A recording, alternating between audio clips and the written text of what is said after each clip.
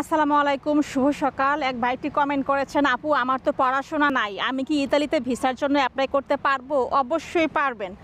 কারণ ইতালিতে গভর্নমেন্ট যখন ডিক্রি তো প্রকাশ করে যে বিশ্বের বিভিন্ন দেশ থেকে বিভিন্ন ক্যাটাগরিতে কাজ করানোর জন্য লোক নেওয়া হবে, তখন ডিক্রিতের মধ্যে কোথাও উল্লেখ থাকে না যে ওয়ার্ক পারমিট ভিসার জন্য আপনাকে এইচএসসি পাস হতে হবে, বা এগ্রিকালচার ভিসার জন্য আপনাকে এসএসসি পাস হতে হবে, বা ডোমেস্টিক ভিসার জন্য আপনাকে 8 পাস হতে হবে। এমন এমন কোনো কথা ডিক্রিতে উল্লেখ থাকে না, ঠিক আছে? সো আপনাদের যাদের পড়াশোনা কম তাদের এইটা নিয়ে চিন্তিত হওয়ার কোনো কারণ নাই যে আমার তো পড়াশোনা নাই বা আমি তো অশিক্ষিত, আমি কি ইতালিতে ভিসার জন্য অ্যাপ্লাই করতে পারবো, আমি কি আসতে পারবো।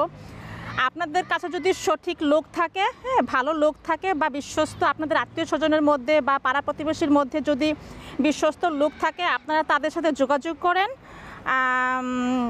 ইনশাল্লাহ আসতে পারবেন, ঠিক আছে?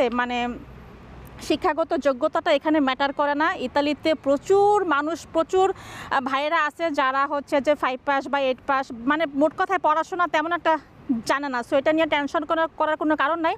যদি বিশ্বস্ত লোক থাকে তাদের মাধ্যমে আসার অ্যাপ্লাই করেন, যদি নুল্লা অবস্থা উঠে ইনশাল্লাহ আসতে পারবেন। সো টেনশন করার কোনো কারণ নাই।